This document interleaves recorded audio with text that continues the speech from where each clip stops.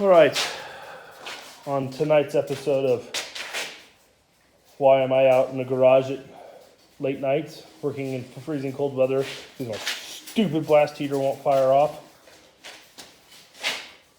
22R tall deck Toyota motor. So the short deck runs a flat top piston. Does not have these little domes on it because the head that sits on a 22R late model 85 to 95 is an enclosed head. Does not have a dome in it.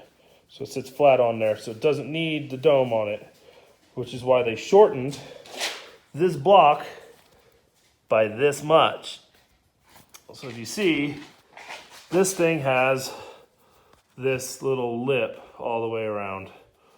That is actually just over a 1/4 inch. So the 81 to 84 22R tall deck motors measure out from oil pan mounting to head mount at 11.28 inches, which allows you to run a domed piston on a domed head to create some compression. On the short deck, which would be 85 to 95, from oil pan mount to head mount is 11.090 inches, which is a drastic change. I couldn't run domed pistons on a short deck. It put the piston through the head. So my buddy Bob Updike had this sitting in his storage locker in Wellington, Colorado. He thought he had just a raw block. We went and dug it out. We did straight edge across the top and then measured it, and it ended up being a short deck. But he had this one. It has crank, rods, domed pistons, timing cover. Still has a timing cover on it, and the water pump. And it's got the weird four-wheel drive forward mount oil pan. So this will be changed out. The goal tonight, if you will, is raw block. Everything in this has to come out because this one, I'd like to get this one in and that one in to AMS tomorrow. And I definitely need to get this one in so they can check the bore, find out how big we're going to bore it out. So I know what oversized domed 22R pistons I need to buy so they can get the skirt clearances right when they hone it. Again, Goldenite, everything checked out. It looks really good. I cannot see these two. I could, if I could rotate it. He did say he thought it had wrist pin noise. If it's just wrist pin, I'm good. I don't care because all the internals, all of this will be going back to him since I have internals in the shed out there. My crank's already been ground, so I'm just going to use my crank that I had already gone through. So I literally just needed the block. So sold me it for $50. Said he wanted all the internals, timing cover, everything. So I paid $50 for a block. And I'm as happy could be, like 100%, because these are really fucking hard to find because they only made them for 4 years, 81 to 84. So they're really fucking hard to find. And they're perfect for the setup for building the hybrid motor, which is the 22R tall deck long block and the 20R head. And that increases compression because of the difference in the chambers on the 20R head, and the 20R head flows better. So this little motor here, hopefully, once it's all said and done, bored, all that shit, should be at 130 horse. That's the main goal, 130. If we get over 130, great, like 100% great. I will drink a case of beer in a night, laughing all the way. But 130 is my goal number. And if I got to put a 50 shot of nitrous through it to fucking do it, I'm going to do it. I did get the front end done on this.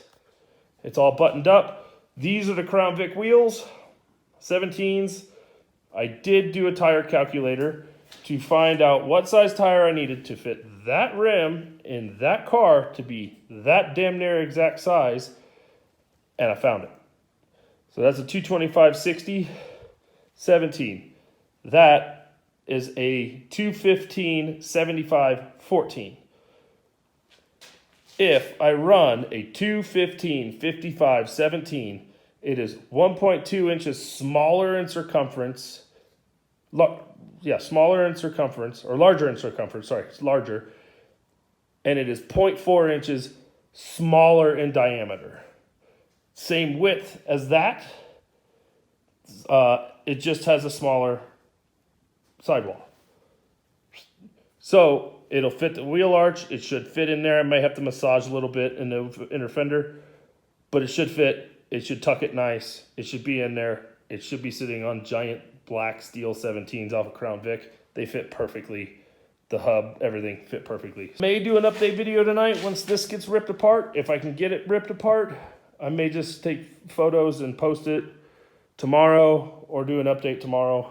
But for the time being, it's just time to get really fucking dirty. That thing's nasty. So we're going to get it ripped apart, see how everything looks, measure it all out, and then hopefully, if it's not too late and I can fire up the tractor, I can get that one and that one in the truck, and then we can progress forward again. How did I do it in the YouTube stuff?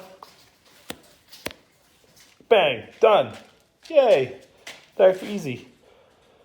This block is gorgeous. It's gorgeous. I mean, look at this. This motor was either rebuilt fully or well maintained. I mean, there's hardly any wear on any of this stuff. Brand new thrust washers in there. Crank looks good. This is what I got going on. So it's got a little bit of cylinder where they sat. A little bit of surface rust. But there's nothing. There's no lip. This is a straight wall. It's in really good shape. I mean, really good shape. So maybe just a hone on this one. The other one was a bore because it had a giant lip at the top. This one's just a hone. Maybe. I'm not sure. We'll find out from them at the bottom or at AMS and see what they say about it, but I couldn't be happier. Torn completely down. Bare block. It needs to be tanked. It's fucking disgusting. But it is done. It is torn down 100% all the way where it needs to be at. Didn't take too long. Everything was in good shape. And that's all the oil I spilled. Go me. Good to go. After a tank and maybe some measurements, they'll tell me some good news that it just needs a hone, because that'll be really cheap. No need to build big power on a truck that will probably only do about 80 miles an hour for the rest of its life. But it's all done, tore down, ready to go. I'm gonna go spin diesel around, try to get the tractor up so I can get it loaded up.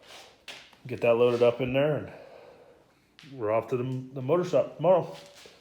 All right, see y'all.